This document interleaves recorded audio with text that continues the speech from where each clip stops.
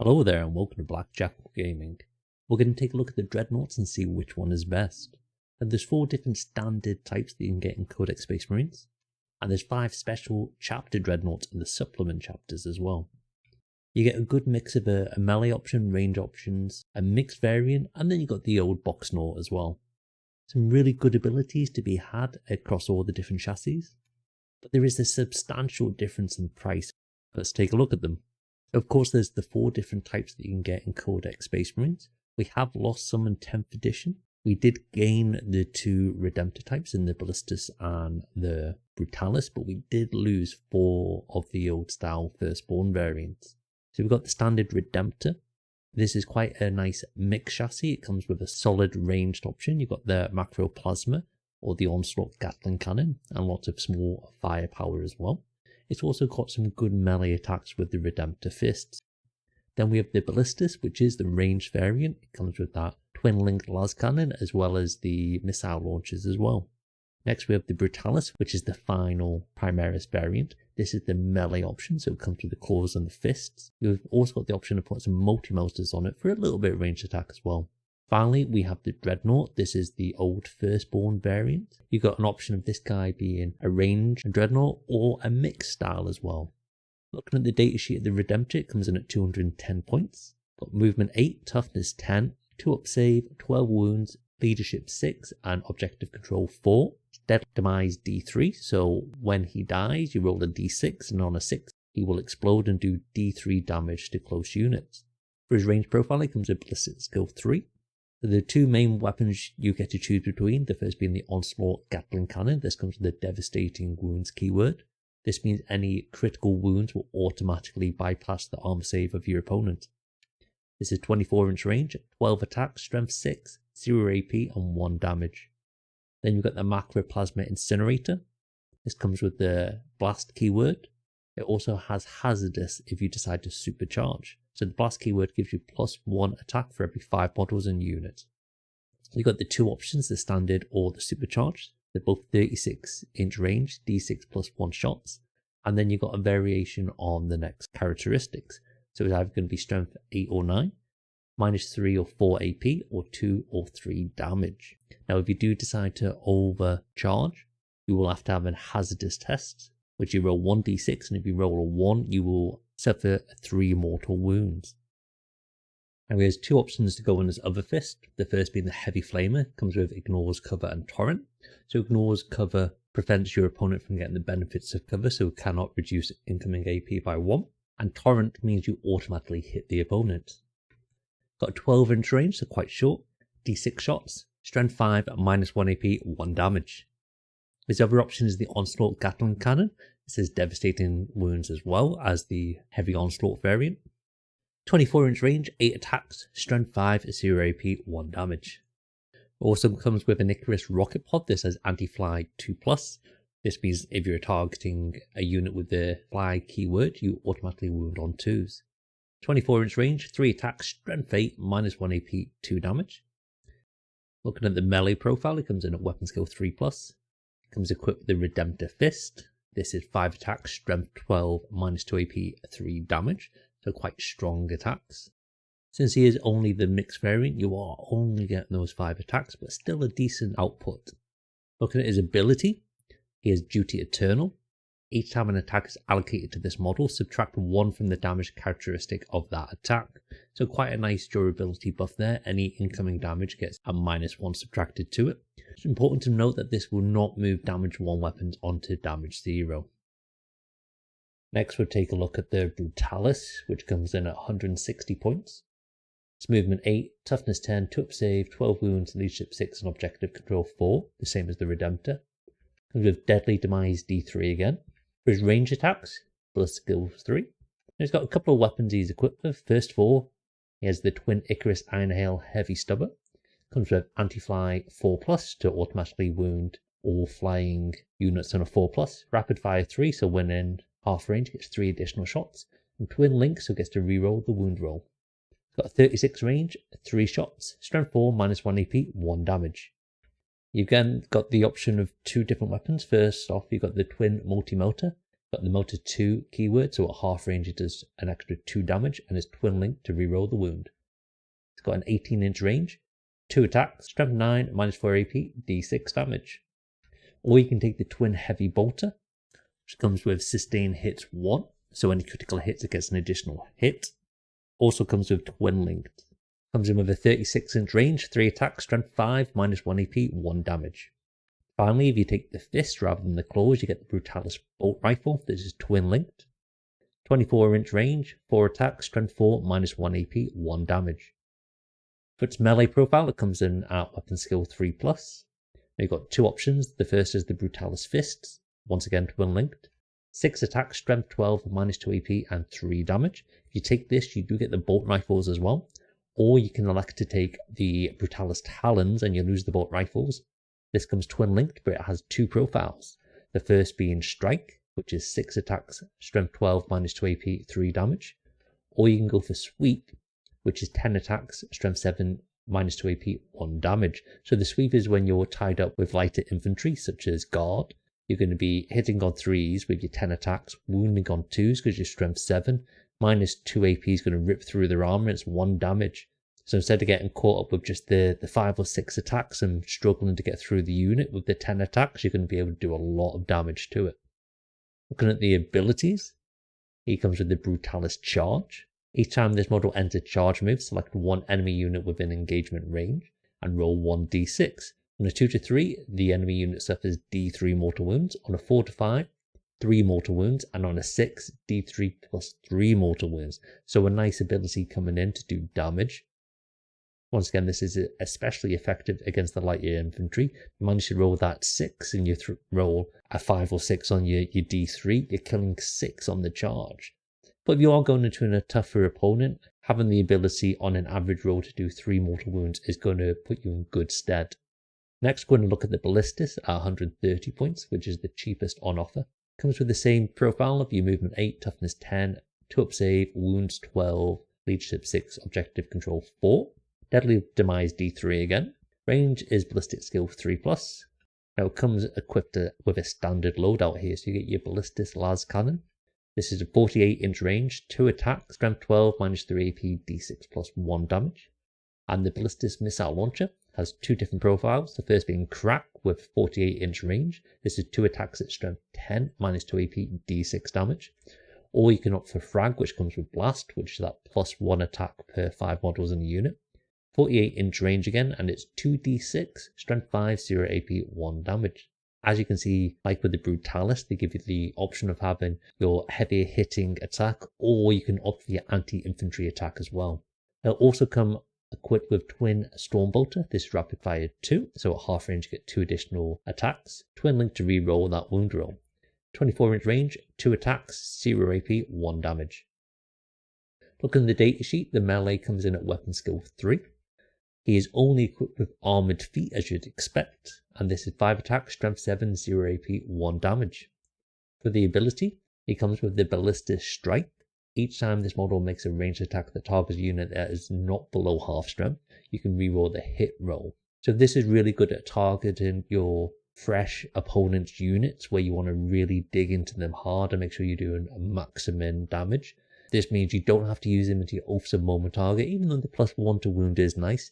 You're already getting that reroll to hit, so you can use this to target individual models where he can do damage and then put your Oaths of Moment on a target where the rest of your army can focus into. Next, we have the Humble Dreadnought. This is the firstborn variant at 135 points. It has a different profile to the Redemptor chassis because he is a smaller chassis. His movement 6, toughness 9, 2-up save, 8 wounds, leadership 6, objective control 3. So you can already see quite a difference there. He's not as fast, not as tough, has less wounds, and has a lower objective control. He does only come with Deadly Demise 1 though, so if he does explode, he's going to do much less damage on average. His range profile comes in Ballistic Skill 3. You've got a couple of different options, the first one being the Assault Cannon with the Devastating Wounds keyword. 24-inch range, 6 attacks, strength 6, 0 AP, 1 damage. His Multi-Melter comes with the Melter 2, so at half range it gets that +2 damage. 18-inch range, 2 attacks, strength 9, -4 AP, d6 damage. Or you can take the Twin Las Cannon, Twin Link to reroll the wound roll. 48-inch range, 1 attack, strength 12, minus 3 AP, d6 plus 1 damage. Finally, there's the heavy plasma cannon. This comes with the blast and hazardous keyword. It comes with your 36-inch range, d3 attacks. Now, depending on which profile you take, you're going to get +1 to your attacks anyway, but it's going to come in at either strength 7 or 8, minus AP 2 or 3, or 2 or 3 damage. If you do decide to overcharge, then you will have to make a hazardous roll. So you can do 3 mortal wounds to you if you roll a 1 on that. And as over fist, you've got a couple of options. First being the heavy flamer. If you decide to take the Dreadnought fist, this comes with your ignores cover, so they don't get the +1 to the save when in cover, and torrent to automatically hit. 12-inch range, d6 attack, strength 5, minus 1 AP, 1 damage. Or you can swap this for the missile launcher. This comes with the 2 profiles like the Ballistus, being frag with blast, 48-inch range, d6 attack, strength 4, 0 AP, 1 damage. Or crack, 1 attack, strength 9, minus 2 AP, d6 damage. Now, if you elect to have your ranged attacks, then you get the Dreadnought combat weapon. This comes in at 5 attacks at strength 12, minus 2 AP, 3 damage. Looking at his abilities, he gets the Wisdom of the Ancients, which is an aura, which is quite a nice ability. While a friendly Adeptus Astartes infantry unit is within 6 inches of this module, each time a model on that unit makes an attack, reroll a hit roll of 1. So this is giving you a little nice buff to the rest of your army if it's not targeting your oath of moment target. With him being a smaller profile, it's quite easy for him to hide as well, to give this to a couple of units without being targeted. So it's quite a nice option to have. It's also important to note that this Dreadnought does not have a damage bracket. The previous Redemptors, when they get down to around 5 wounds, they then get a -1 to the hit roll. But because of the size of this Dreadnought, he does not have that option, so he will hit on this full hit roll for every single wound. Moving across to the specialist Dreadnoughts from the supplement chapters, first we've got the Blood Angels. They have a Death Company Dreadnought coming in at 180 points. It's the same profile as the Brutalis, but does come with the Infernal Pain 6+.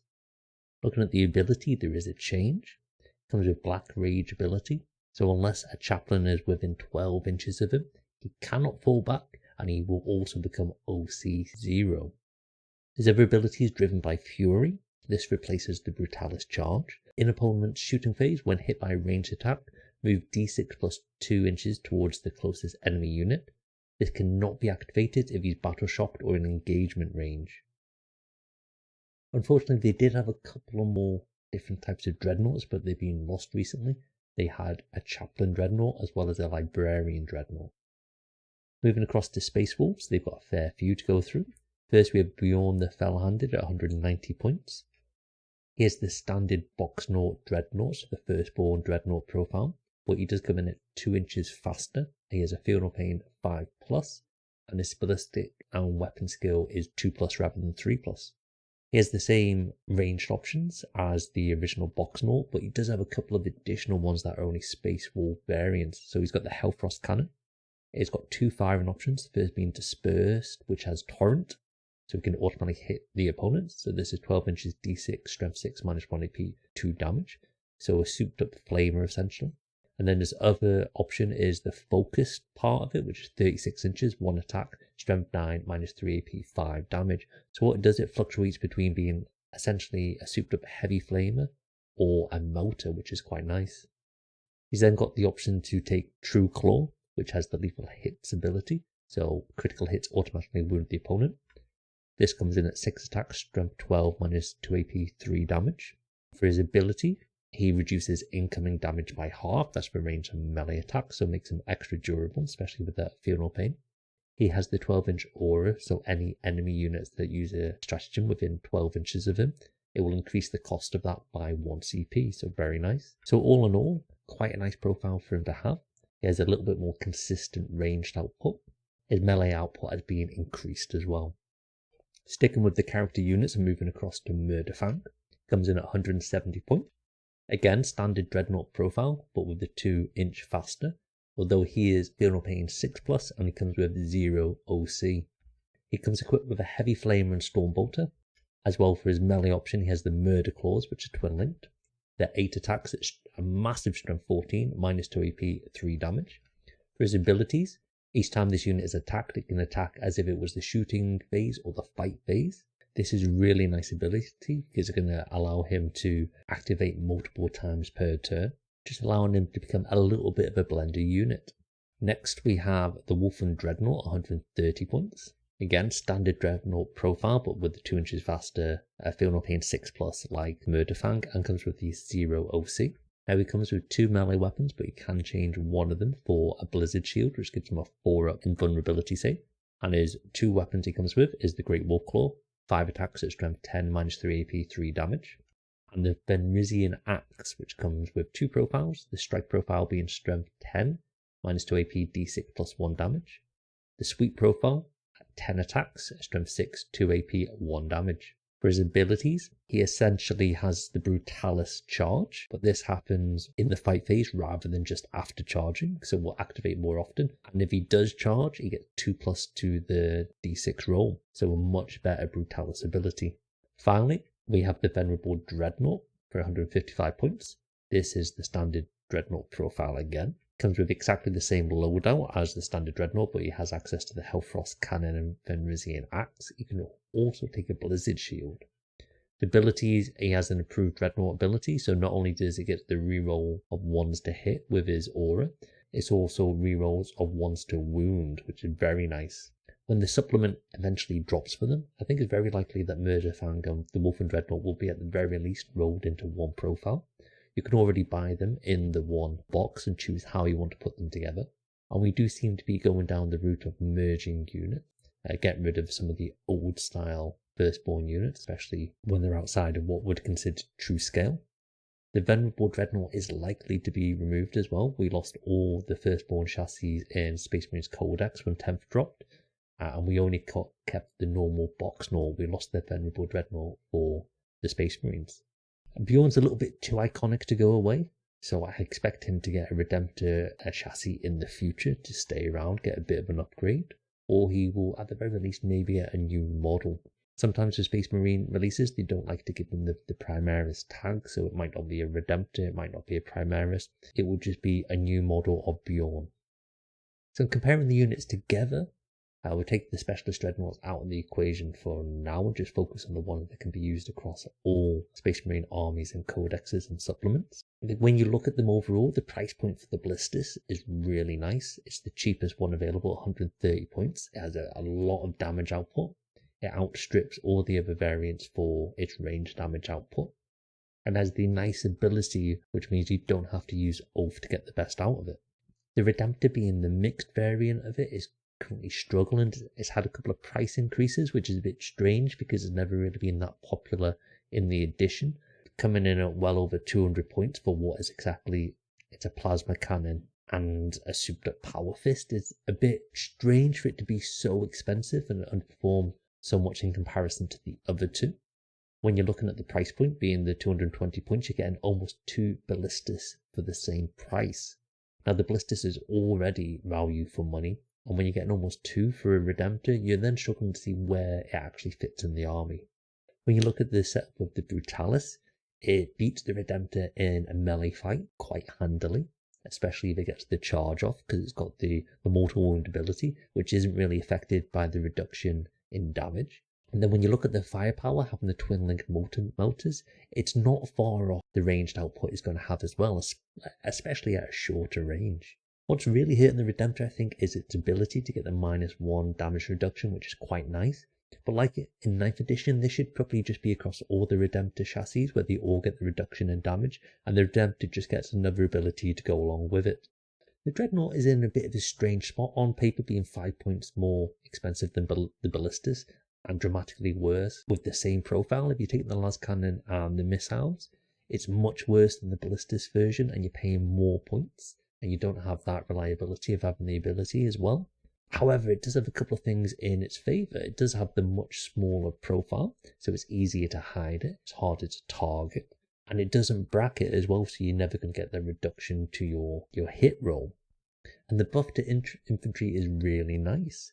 It serves a different purpose than the other ones that are more focused on damage dealing, where this is more of a support option, and it does have the ability to have the odd surgical strike as well if you're setting up a little bit of extra damage, where it can hide quite easily and just pop out a little bit to target one unit that needs a little bit more firepower going into it, and its buff for infantry is really nice, so it's more of a support feature. It is probably a little bit on the expensive side though. It should be the cheapest variant. It's definitely the Dreadnought that the Ballistus has been designed upon, with that quite iconic missile launcher and las cannon. And with it being more expensive than this harder hitting unit, and the Ballistus being quite popular in Space Marines at the moment, you can really struggle to see the Dreadnought being taken over, even though it does give it the buff to infantry. Fortunately, a lot of the infantry it's going to give buffs to has a little bit of a shorter range, so it's harder to sit back and focus fire on units further afield and do damage. You have to get a bit more up close and personal. And a lot of the Space Marine units, they're a little bit on the squishy side, so they tend to have one interaction and then die. So you spend a lot of points to maybe just get that reroll, so once to hit once or maybe twice in a game. It's quite clear that value-wise the Ballistus is on top. I think the Brutalis is quite a nice profile and a bit underrated. I think its price point isn't too bad, especially if you can get into combat. If you get that +1 to wound, it's going to essentially be wounding everything in the game on 2s, which you can't really argue about. And those multi-melters can do a bit of damage coming in, and the mortal wound ability, you can never complain about a mortal wound ability. But the Ballistus is definitely on top. The Redemptor needs to come down, really I'd say by a minimum of 30 points. And it'd be quite nice if the normal Dreadnought come down to about the 100 point mark. Then when you're looking at the more specialist Dreadnoughts from the other chapters and bringing them in, the Feel No Pain 6+ is really nice. And the ability he has to basically surge move anytime he's targeted is really good as well. But needing a chaplain to babysit him to get the best out of him does really hurt the profile. It's not like the Brutalis who you can just throw forwards and get a bit of carnage. With him being OC0, he's not going to be able to take objectives off of your opponent unless he clears them off and hurts them in that way. And being unable to fall back, he can possibly be tar pitted, trapped, and then you're not getting the most efficient use out of him. You're also not going to be activating his ability if you get caught up in traffic as well. I think the Space Wolves Dreadnoughts are all interesting. The smaller profile really helps them, being easier to hide them and harder to target. They all come with the Feel No Pain 5 up or 6 up, apart from the Venerable, which is really nice, and they won't bracket, so they won't get that -1 to the hit roll, which puts them all in quite a nice little position. They also have the upgrade to the Fenrisian Axe, which the damage output is really good, being that D6 damage, kind of like a las cannon. Helps them ramp up and potentially spike, but then it is balanced out by being that strength 10 rather than the normal strength 12. I think Bjorn has a fantastic profile.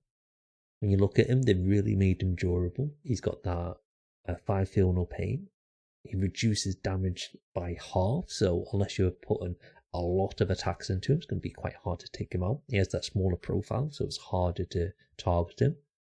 It's easier for him to hide and move up the tabletop and set up those nice charges. And having that aura to increase the CP cost is really nice. It's going to really hurt your opponent. He also has what's essentially a souped up flamer melter combi weapon, which is really cool. But is he a little bit pricey? Possibly. I think what they've done really well with Space Marines, and they do this for a lot of the different units. You've only got like the Hounds of Mordecai to see how they're different to the Reavers. They really add a lot of flavour to all the 4 different variants. You can see exactly what they're there for.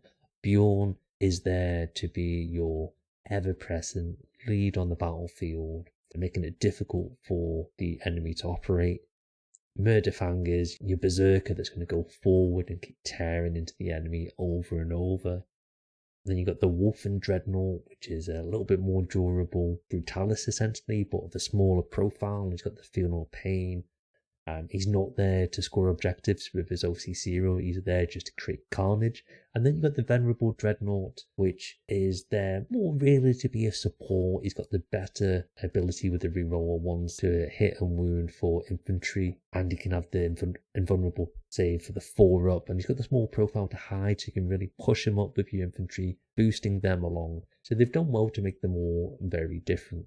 When you look at the Death Company Dreadnought being incredibly similar to the Brutalis, they could have probably done more with that unit. I think the Venerable Dreadnought, even though it's more expensive, I kind of feel like it could be a standout. It far exceeds what the current Dreadnought does, and it does have the increased cost, but it does have that improved buffing ability, which is always useful. Space Marines has got a lot of infantry units that have seen a lot of play, a lot of damage dealing options with your Hellblasters and your Eradicators and your Inceptors. Having those rerolls to hit of once to hit a wound is really good for them. And especially when you can give them the invulnerable save, so it's going to be quite hard to take out that buffing option. I think on the face value, Murderfang is probably not worth the increase in points from the Brutalis, and losing the OC is a bit hurtful for him.